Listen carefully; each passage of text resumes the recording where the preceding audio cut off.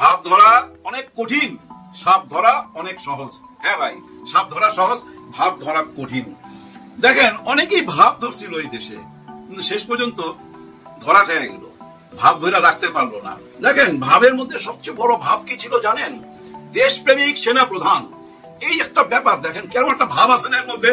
দেশপ্রেমিক সেনার প্রধান, দেশপ্রেমিক সেনা প্রধান একদম ম্যাচ করে। কিন্তু এই দেশপ্রেমিকের সাথে আপনি অন্য কিছু মিলান, যে দেশপ্রেমিক রাজনীতিবিদ অমুক, ভাল লাগবে? ভাল লাগবে না।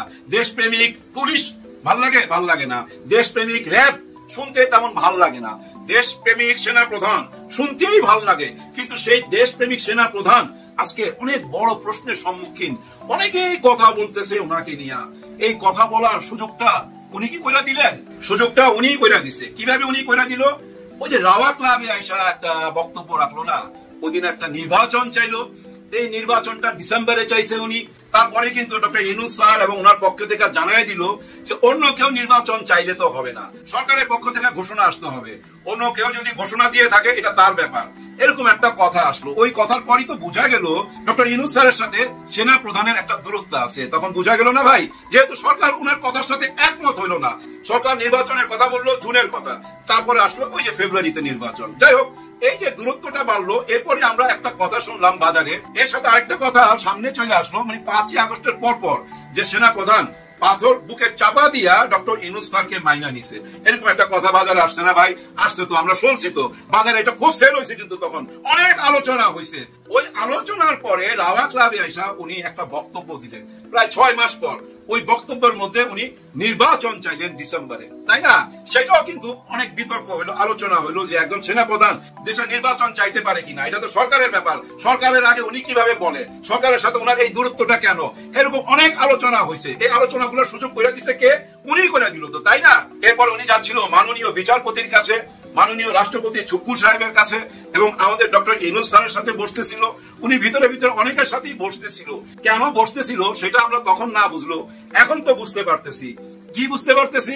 ওই যে 25 জনের বিরুদ্ধে যে গ্রেফতারি পরোয়ানা বাইর হইলো, ওরা কারা? ওরা খাকি পোশাকধারী। ওদের নামে যে গ্রেফতারি পরোয়ানা বাইর হইলো, এদেরকে বাঁচাইবার জন্য উনি চেষ্টা করতেছিল। এরকম একটা হিসাব মিলাই নেওয়ার জন্য তো ভাই বড় পণ্ডিত হওয়ার দরকার নাই, সাধারণ জ্ঞানী বোঝা যায় যে উনি ওদেরকে বাঁচাইবার চেষ্টা করতেছিল। আর ওই 25 জন কারা ভাই? দেখেন এদের মধ্যে একজন আছে কবির। হ্যাঁ, ওনার নাম কবির। উনি জেনারেল কবির। শোনা যাচ্ছে উনি পালায় গেছে, গুজবও হইতে পারে। অনেক সময় কি করে জানেন? গুজব ছড়ায় দেয় যে উনি পালায় গেছে, যেন না খোঁজে, দেশের ভিতরে আছে, এখন পালাবে। যাই হোক, উনি যেখানেই থাকুক, উনি যে ভাই কত বড় অপরাধী আপনারা জানেন না। উনি সনাতন ধর্মের ভাই বোনদের সম্পত্তি কাইরা নিছে। 1% সম্পত্তি 40 থেকে 50 হাজার টাকায় কিনছে। আবার সেই সম্পত্তি বিক্রি করছে সরকারের কাছে 35 লক্ষ টাকায় শতাংশ বিক্রি করছে। কিনছে কিন্তু 50 হাজার টাকায়। এবং কিনতে গিয়া এই গরিব মানুষদের উপরে, এই সনাতনী ভাই বোনদের উপরে, সবার উপরে উনি জুলুম করছে, অত্যাচার করছে। শত শত বিঘা জমি এভাবে বিক্রি করছে। এই জেনারেল কবির এই অপকর্মটা করছে ভাই গত 15-16 বছর। এরকম অপকর্মের সাথে এরা সবাই জড়িত। এখন এদেরকে যে বাঁচাইবার চেষ্টা করা হলো, এই 25 জন এখন কোথায়? ক্যান্টনমেন্টে রাখা হয়েছে। কিভাবে রাখা হয়েছে?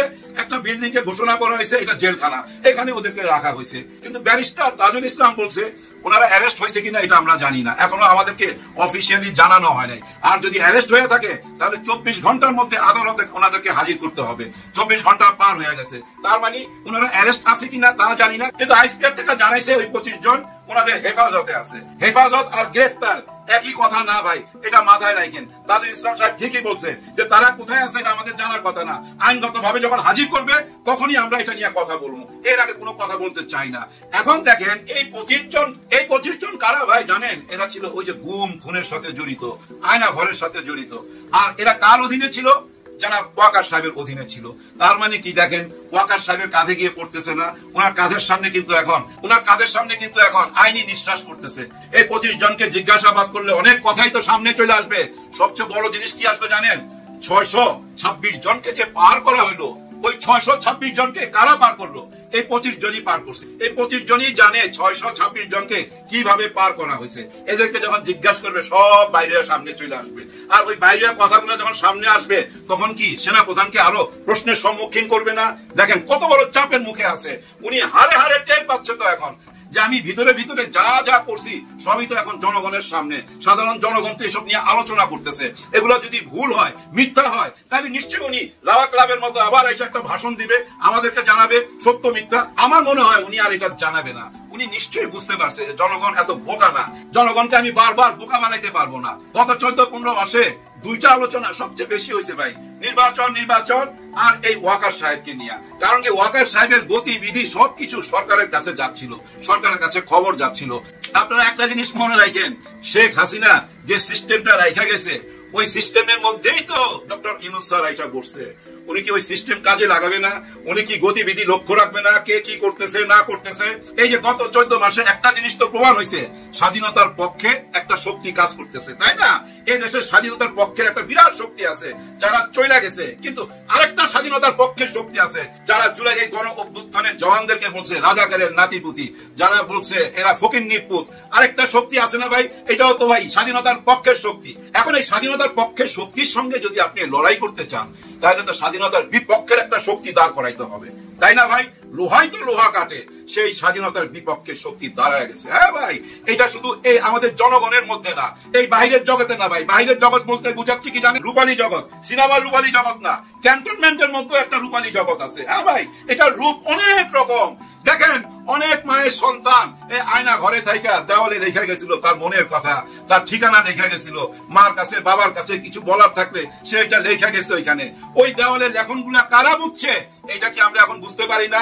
ওই দেওয়ালের ওই লেখাগুলা রং দিয়া কারা মুছছে? হ্যাঁ ভাই, দেশপ্রেমিক সেনাবাহিনীকে, যে সেনাবাহিনীর প্রতি সবাই শ্রদ্ধা, ওই সেনাবাহিনীকে, এই দেশপ্রেমিক সেনাবাহিনীকে আজকে প্রশ্ন সম্মুখীন কে করলো? মানুষ এখন সেনাবাহিনী নিয়ে এত রকম বিতর্ক কেন তুলতেছে? এর পিছনে কারণ কি? এটা তো বুঝার জন্য ভাই বড় পণ্ডিত হওয়ার দরকার নাই, সাধারণ মানুষই তো বুঝতেছে।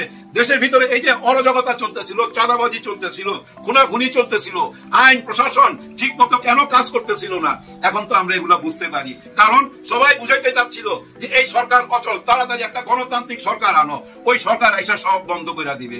আসলে ওই সরকার আসার পর ভাই এই আন্তর্জাতিক বিচার ট্রাইব্যুনালের মামলাটা বন্ধ হয়ে যেত অথবা স্লো হয়ে যেত। আজকে যে 25 জনের গ্রেফতারি পরোয়ানা বাইর হয়েছে, এইটা বাইর হইতো না, এবং বিডিআরের যে ট্র্যাজেডি সেটাও সামনে আসতো না, শাপলা চত্বরের গণহত্যাও সামনে আসতো না, জুলাইতে যে 1500 শহীদ হইলো সেটারও কোনো বিচার হইতো না, 35 থেকে 40 হাজার মানুষ যে পঙ্গু হইলো সেটারও কোনো বিচার হইতো না, সবকিছু বন্ধ হয়ে যাইতো। ওই বন্ধ করার জন্যই নির্বাচন করতেছিল। দেখেন ভাই, বাইরে যে সয় সম্পত্তি দখল হয়েছে, কি ট্যাগ দিছে? টেম্পো স্ট্যান্ড যে দখল হয়েছে, কি ট্যাগ দিছে? বালুর চর, এই যে বালু মহল দখল হয়েছে, কি ট্যাগ দিছে? স্বাধীনতার পক্ষের মানে আওয়ামী লীগ, এরা আওয়ামী লীগ, ওরা তো আওয়ামী লীগ মানে স্বাধীনতার পক্ষের। কিন্তু এই স্বাধীনতার পক্ষের দলটারে তো আমরা খেদাইলাম, কিন্তু রয়ে গেল কিন্তু আরেকটা স্বাধীনতার পক্ষের, যারা এই বারবার বলতেছিল গত 15 মাস এরা রাজাকারের নাতিপুতি, ফকিন্নির পুত, জুলাই গণ অভ্যুত্থানের সৈনিকদের বইলাই যাইতেছিল। জেএনজি ভাই এখন পৃথিবীতে সবচেয়ে বড় শক্তি, চারিদিকে দেখেন না, সারা পৃথিবীতে ছড়ায় যাইতেছে। আর সারা পৃথিবী থেকে দেখবেন বড় বড় ক্রিমিনাল প্রধানমন্ত্রীরা হেলিকপ্টারে কইরা, প্লেনে কইরা ভাইগা চলে যাইতেছে। হায় হায়, প্রধানমন্ত্রীর কথা যখন মনে পড়লো, ভিডিওটা শেষ করার আগে বলি, আমাদের গত 54 বছর যে সিস্টেম ছিল কি জানেন?